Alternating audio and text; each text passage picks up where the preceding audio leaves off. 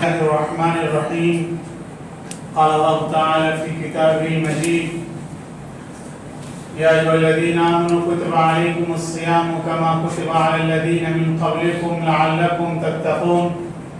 صدق الله العظيم. حضرات، اللہ تبارک و تعالیٰ نے محض اپنے فضل و کرم سے ہم سب کو رمضان جیسا مہینہ عطا کیا، جس کی برکتوں اور رحمتوں کے سائے میں ہم سب زندگی گزار رہے ہیں۔ لیکن یہ مہینہ اب چند دنوں کا مہمان ہے۔ یہ برکت کا مہینہ اور رحمت کا مہینہ اب ہم سے رخصت ہوا چاہتا ہے۔ اس موقع پر مناسب معلوم ہوتا ہے کہ جو رمضان کا پیغام، جو رمضان کا سبق ہے، اس کو ایک بار پھر سے یاد دہانی کرائی جائے، اس کو ایک بار پھر سے ریپیٹ کیا جائے۔ رمضان کا جو اصل مقصد ہے، روزے کا جو اصل مقصد ہے، وہ یہ ہے کہ انسان کی زندگی میں تقویٰ پیدا ہو جائے۔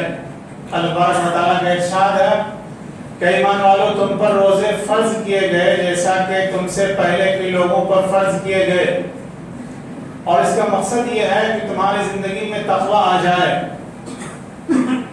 تقویٰ کا مطلب یہ ہوتا ہے کہ ہمارے دل میں یہ خوف پیدا ہو جائے کہ اللہ تبارک و تعالیٰ کہیں ہم سے ناراض نہ ہو جائے، اور ہمارے دل اور دماغ میں ہر وقت یہ بات تازہ رہے کہ اللہ تبارک و تعالیٰ ہم کو دیکھ رہا ہے، اور ہم جو بھی کام کریں وہ اس لیے کریں کہ اللہ تبارک و تعالیٰ ہم سے راضی ہو جائے۔ یہ تقویٰ کے تین پہلو۔ پہلا یہ ہے کہ کہیں اللہ تبارک و تعالیٰ ہم سے ناراض نہ ہو جائے، ہمارے اندر ہر وقت اس کا احساس ہونا چاہیے۔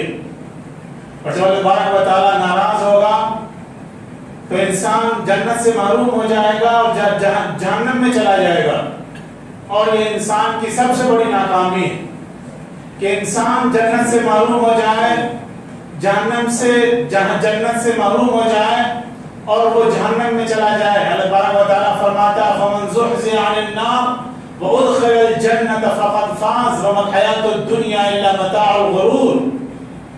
کہ جو شخص جہنم سے بچا لیا گیا اور جنت میں جانے کا فیصلہ اس کے بارے میں کر دیا گیا، وہ کامیاب ہو گیا۔ تو انسان کی سب سے بڑی کامیابی ہے کہ وہ جنت کا مستحق بن جائے اور جہنم سے محفوظ ہو جائے۔ اور یہ کب ہوگا؟ جب انسان کی زندگی میں تقویٰ ہوگا، کہ تقویٰ ہی اصل میں ہماری شان ہے، تقویٰ ہی ایمان والوں کی پہچان ہے، اور تقویٰ ہی ہماری آئیڈینٹی اور شناخت ہے۔ تقویٰ ہی کے ذریعے سے دنیا میں ہماری پہچان ہوتی۔ اللہ تبارک و تعالیٰ فرماتا ہے: یا ایھا الذین آمنوا ان تتقوا اللہ یجعل لکم فرقانا ویکفر عنکم سیئاتکم ویغفر لکم ذنوبکم واللہ ذو الفضل العظیم۔ کہ ایمان والو، اگر تم تقویٰ اختیار کرو گے تو اللہ تبارک و تعالیٰ تمہاری ایک امتیازی شان عطا کرے گا۔ دنیا میں تمہاری ایک الگ پہچان ہوگی۔ دنیا کی قومیں تم سے انسپائر ہوگی، تم سے متاثر ہوگی، امپریس ہوگی۔ اگر تمہارے اندر تقویٰ ہوگا تو لوگ کہیں گے کہ یہ ایمان والے ہیں، یہ تقویٰ والے ہیں، یہ جھوٹ نہیں بولتے ہیں، یہ فراڈ نہیں کرتے ہیں، یہ خیانت نہیں کرتے ہیں، یہ ہیرا پھیری نہیں کرتے ہیں، یہ شراب نہیں پیتے، یہ بد اخلاقی نہیں کرتے، یہ ملاوٹ نہیں کرتے۔ کوئی بھی کام یہ کرتے ہیں تو پوری ایمانداری کے ساتھ، کوئی کاروبار کرتے ہیں تو پوری ٹرانسپیرنسی کے ساتھ یہ کام کرتے ہیں۔ تو ایمانداری ہماری پہچان بنے گی، اور کسی زمانے میں ہماری پہچان تھی جب ہمارے اندر تقویٰ تھا۔ تو جب ہمارے اندر تقویٰ آئے گا تو دنیا کی قومیں ہم سے انسپائر ہوں گی، اور ہماری طرف انگلیوں سے اشارہ کیا جائے گا کہ یہ الگ قسم کے لوگ ہیں، ان کی الگ کوالٹی ہے، ان کے اندر الگ قسم کی ویلوز ہیں جو دنیا کی دوسری قوموں میں نہیں پائی جاتی. لیکن آج اس کے الٹا ہو رہا ہے، اور یہ اس لیے بنا دیے گئے ہیں کہ ہم نے تقویٰ کو چھوڑ دیا. ہم نے تقویٰ کو اپنا جو ہتھیار تھا اس کو ہتھیار کے طور پہ استعمال کرنا چھوڑ دیا. جب تقویٰ ہمارے اندر آئے گا تو دنیا میں ہمارا ایک وزن ہوگا، دنیا میں ہماری ایک ویلیو ہوگی، دنیا میں ہماری ایک حیثیت ہوگی، دنیا میں ہماری ایک پہچان ہوگی، اور دنیا کی کوئی طاقت ہم کو دبا نہیں سکتی ہے اگر ہمارے اندر تقویٰ ہوگا. تو یہ قرآن کریم کا اعلان ہے وَلَا تَهِنُوا وَلَا تَحْزَنُوا وَأَنْتُمُ الْأَعْلَوْنَ إِن كُنتُم مُؤْمِنِينَ، کہ تم ہی غالب پاؤ گے اگر تمہارے اندر واقعی ایمان کی حقیقت موجود ہوگی تو. لیکن آج صورتحال یہ ہے کہ ہماری بہت سی چیزوں سے لوگوں کو پریشانی ہوتی. کبھی حجاب کا مسئلہ آتا ہے، کبھی اذان کا مسئلہ آتا ہے، کبھی افطار کا مسئلہ آتا ہے، کبھی کسی اور چیز کا مسئلہ آتا ہے. یہ سارے مسائل اس لیے آتے ہیں کہ ہمارے اندر تقویٰ نہیں ہے. اور جہاں تک اللہ کے نام کی بات ہے اور اللہ کے نام لینے والوں کی بات ہے، دنیا کی کوئی طاقت نہیں جو اللہ کے نام کو مٹا سکے. اللہ تبارک و تعالیٰ کا ارشاد ہے کل من علیہا فان ویبقى وجہ ربک ذو الجلال والاکرام. دنیا کی ہر چیز ختم ہو جائے گی، مٹی میں مل جائے گی. ابو جہل مٹی میں مل گیا، فرعون مٹی میں مل گیا، اور ہٹلر مٹی میں مل گیا، ہلاکو اور شداد مٹی میں مل گیا، اور جو دنیا کے بڑے بڑے ڈکٹیٹر تھے، بڑے بڑے ظالم تھے، اور آج بھی جو ہیں وہ سب مٹ جائیں گے. صرف اللہ کی ذات باقی رہے گی اور اللہ کا نام باقی رہے گا. اذان کے الفاظ کو قیامت تک ختم نہیں کیا جا سکتا، نہ قرآن کو مٹایا جا سکتا ہے، نہ اللہ کے دین کو مٹایا جا سکتا ہے. البتہ جو لوگ اس کی کوشش کریں گے وہ لوگ خود مٹ جائیں گے. یہ اللہ و تعالیٰ کا وعدہ ہے. لیکن اللہ نے اپنے فیصلے کے تحت، اپنی اسٹریٹجی کے تحت کچھ دنوں کے لیے اس نے مہلت دے رکھی ہے جس کو ہم نہیں جانتے، جس سے ہم واقف نہیں. تو یہ جو مسائل پیدا ہو رہے ہیں اور یہ جو مشکلات پیدا ہو رہی ہیں، اس کی وجہ یہ ہے کہ ہمارے اندر تقویٰ نہیں ہے. اللہ تعالیٰ فرماتا ہے وَإِن تَصْبِرُوا وَتَتَّقُوا لَا يَضُرُّكُمْ كَيْدُهُمْ شَيْئًا، کہ اگر تم صبر اختیار کرو گے، اور صبر کا مطلب یہ ہے کہ اپنے مشن میں مضبوطی کے ساتھ لگ جاؤ گے، اپنے مشن کے لیے اگر تم جم جاؤ گے اور ڈٹ جاؤ گے اور تقویٰ اختیار کر لو گے، تو دشمن کی جو چالیں ہیں اور دشمن کی جو سازشیں ہیں وہ تمہارا کچھ نہیں بگاڑ سکتی ہیں. دنیا کی ساری طاقت مل کر بھی تم کو مٹا نہیں سکتی ہے. ہم کو مٹا سکے یہ زمانے میں دم کہاں، ہم سے ہے زمانہ، زمانے سے ہم نہیں. جو لوگ اللہ کا نام لینے والے ہیں اور جو لوگ تقویٰ والے ہیں، دنیا کی کوئی طاقت ان کو مٹا نہیں سکتی ہے.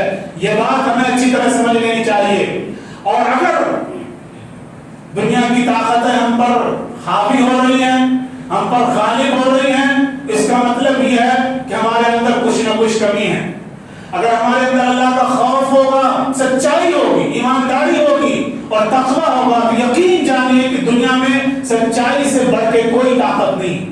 جو لوگ ایماندار ہوتے ہیں اور سچے ہوتے ہیں، دنیا ان سے خوف کھاتی.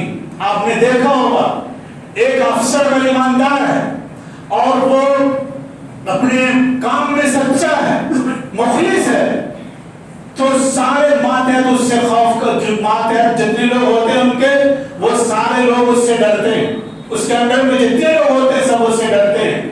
تو جو آدمی سچا ہوتا ہے لوگ اس سے ڈرتے ہیں، اور جو جھوٹا ہوتا ہے اس کی کوئی رسپیکٹ نہیں ہوتی، اس کی کوئی عزت نہیں ہوتی. جو گناہگار ہوتا ہے اس کی عزت نہیں ہوتی.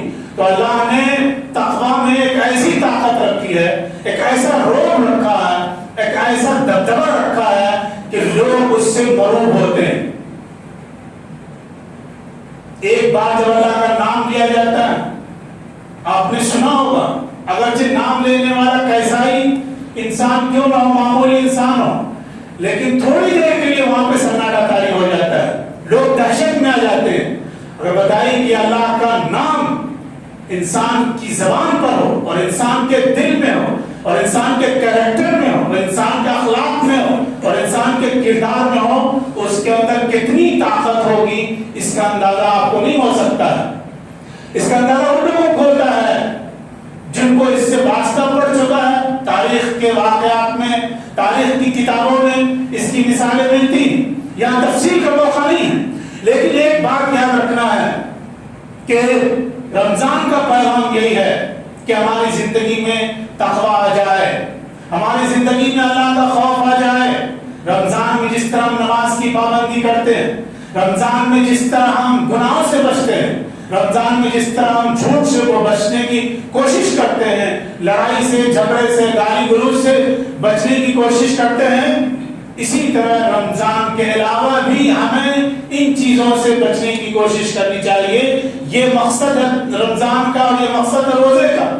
ایک مہینہ اللہ تبارک و تعالیٰ اس کی پریکٹس کراتا ہے کہ جو چیزیں جائز ہیں ان کو بھی ایک خاص وقت کے لیے اللہ تبارک و تعالیٰ روک دیتا ہے، اس پر پابندی لگا دیتا ہے کہ آپ اس کا استعمال نہیں کر سکتے ہیں۔ مقصد یہ ہوتا ہے کہ جو چیزیں ناجائز ہیں، پرماننٹ ناجائز ہیں، ان سے بچنے کی پریکٹس ہمارے اندر ہو جائے۔ یہ روزے کا مقصد ہے اور یہی رمضان کا مقصد ہے۔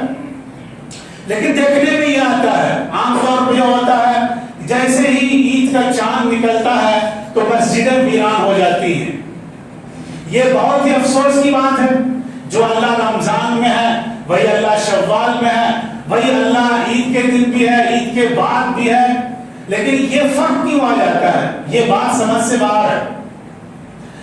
اگر آپ واقعی ایمان والے ہیں، اگر آپ روزے میں اللہ کا احترام کرتے ہیں، اگر آپ روزے میں مسلمان ہیں، تو پھر رمضان کے علاوہ آپ مسلمان کیوں نہیں ہو سکتے ہیں، یا مسلمان کیوں نہیں رہتے ہیں، یا اسلام پر کیوں نہیں باقی رہتے ہیں؟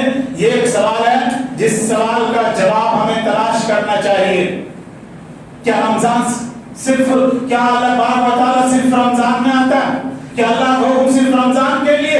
اللہ کا حکم پوری زندگی کے لیے ہے، پیدائش سے لے کر کے موت تک، زندگی کی آخری سانس تک انسان کو اللہ کے حکم پر قائم رہنا ہے اور تقوی کے ساتھ رہنا ہے۔ یہ روزے کا مقصد ہے۔ نماز صرف رمضان میں فرض نہیں ہے، پوری زندگی میں نماز فرض ہے۔ سچ بولنا ضروری ہے، یہ صرف رمضان کے لیے خاص نہیں ہے، پوری زندگی میں سچ بولنا ضروری ہے۔ ایمانداری کے ساتھ کام کرنا ضروری ہے، یہ صرف رمضان میں ضروری نہیں ہے بلکہ پوری زندگی میں ضروری ہے۔ تو خلاصہ کلام یہ ہے کہ گناہوں سے بچنا جس طرح رمضان میں ضروری ہے، اسی طرح شوال میں بھی ضروری ہے، اسی طرح ذوالقعدہ میں بھی ضروری ہے، اسی طرح محرم میں بھی ضروری ہے۔ جو اللہ کا حکم ہے وہ کسی خاص وقت کے لیے نہیں ہے، کسی خاص ٹائم کے لیے نہیں ہے۔ یہ روزہ جو ہے وہ صرف ایک مہینے کے لیے ہے۔ بقیہ جو چیزیں ہیں اور بقیہ جو احکامات ہیں اور بقیہ جو فرائض ہیں وہ زندگی کے تمام اوقات کے لیے ہے۔ لہذا رمضان کے علاوہ بھی اور رمضان کے بعد بھی ہمیں اللہ کے دین پر قائم رہنا ہے، تقوی پہ قائم رہنا ہے، اسلام پہ قائم رہنا ہے اور دین پہ قائم رہنا ہے۔ یہی رمضان کے آخری جمعے کا پیغام ہے اور یہی رمضان ہم سے جاتے جاتے کہنا چاہتا ہے اور رمضان ہم کو یاد دلانا چاہتا ہے کہ اگلے سال پھر رمضان ہماری زندگی میں آئے یا نہ آئے۔ بہت سے لوگ جو پچھلے رمضان میں تھے وہ اس رمضان میں نہیں ہیں، بہت سے لوگ جو اس رمضان میں ہیں وہ آئندہ رمضان میں نہیں ہوں گے۔ یہ زندگی اور موت کا سلسلہ جاری ہے اور پتہ نہیں کب کس کی آنکھ بند ہو جائے، اس لیے جو موقع ہمیں ملا ہے اس کو غنیمت جانیں اور ہر وقت اللہ کے دین کے لیے اور اسلام کی سربلندی کے لیے تیار ہیں۔ اللہ تبارک و تعالی ہم سب کو توفیق عطا فرمائے۔ وآخر دعوانا الحمدللہ۔